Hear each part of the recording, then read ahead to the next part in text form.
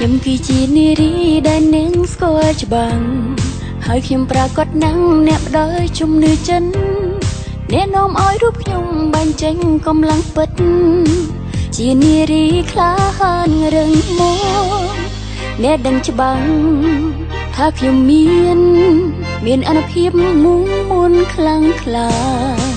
មានកម្លាំងមានប្រាជ្ញាហើយខ្ញុំក៏មានអ្នកនៅជាមួយជានារីខ្ញុំដឹងច្បាស់ថាខ្លួនអាចធ្វើអ្វីអ្នកមិនបាច់លៃ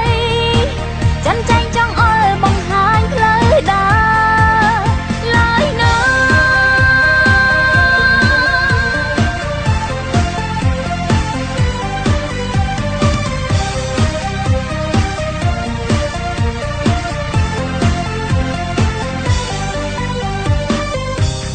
បើសិនមានឱកាសត្រូវចាំឲ្យបានឲ្យជីវិតនេះរុងរឿង